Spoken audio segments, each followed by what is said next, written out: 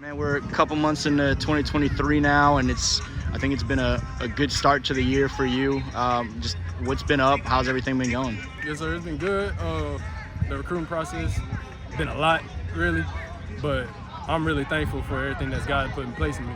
So, yeah. Have you been surprised that it's started as early for you as it has, and to be at a point where you're already getting an SEC offer this early and stuff like that, or not really? Yes and no. It's like I've always been wanting to play football ever since I was little. I've always been working, and my work ethic just gonna put me there. I don't gotta speak or do nothing. When you heard from some of those coaches with the initial offers, talk me through, and we were just talking about before we started filming that you have 4 offers so far, but kind of talk me through what you heard from them that they said that they liked about you, and just how it felt to get those first offers so early. Yes, sir. So my first offer from Grambling State, they offered me as an athlete, and they said they could put me anywhere on the field. They like my athleticism. And Mississippi State, they can put me at corner, safety, nickel. They can move me around. They like my athleticism. And I'm really leaning. I like Mississippi State. I do. So yeah. That's a good big early offer, and you've had a chance to go to a couple of other SEC schools recently, stopping by Texas A&M, and just this week LSU. What were those trips like? I mean, what did you think about the facilities, coaches, any of that stuff? Texas A&M facility is out of this world. Texas A&M facility is crazy, but LSU's atmosphere, the vibe when you walk in LSU, just the way everybody greets you, you're welcome. It feels like home. You know, and LSU is a special place. Did you grow up a big LSU fan or a big fan of a certain program over others, or? Almost definitely. LSU all the way.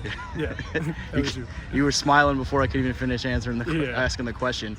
What were some of your first memories of seeing LSU that kind of stood out, or if there were certain players that you looked up to? Yes, sir. My brother-in-law, and we was tailgating, and we was outside. We started walking to the stadium, and I saw my brother-in-law, who is currently dating my sister. We started getting close. I was probably around 7 years old, and he had just scored his first punt return ever in LSU history. And we was at that game, and man, that felt good. And who was your brother-in-law? DJ Chark Jr. Yeah. Who you mentioned you've talked to some colleges about different positions that you could end up with. You've done a lot in terms of versatility, both sides of the ball, all over the secondary, stuff like that. Do you have a place where you feel most comfortable, or you see yourself long term, or do you have a preference at all? Wherever I'm needed, I'm gonna do it. So whatever my team needs out of me at that point, I'm gonna do what my team needs. But I really see myself as a safety or a corner. Yeah. I've heard of you already this spring looking great at safety, early 7-on-7 tournaments. Here today, obviously really smooth back there and covering a lot of ground. Do you have, we talked about, seeing DJ play at LSU and looking up to him some. Do you have, whether it be college guys, NFL guys that have come through the Shreveport area that you look up to in terms of their game and try to take some aspects, feel like you see some similarities, anything like that? Most definitely. Can't think his name, Darius from Darius Baltimore Washington. Ravens. Yes. Yeah. Baltimore Ravens. He's talked to me a couple times, and he plays safety. He's real nice, and he worked from his ground up also, and I know his backstory, and his backstory is great. What's been his biggest advice to you as a guy that he was coming out of Shreveport not that many years ago, just advice that he has to you to navigating what's ahead?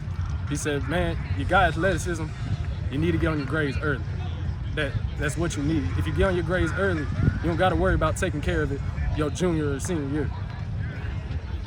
What's something about you that, as you talk to new colleges and they get a chance to meet you or see you or whatever the case may be, you hope that they know about, all right, here's who Trey Fuller is as a young football player, here's who he is as a young man, any of those things? Yes, sir.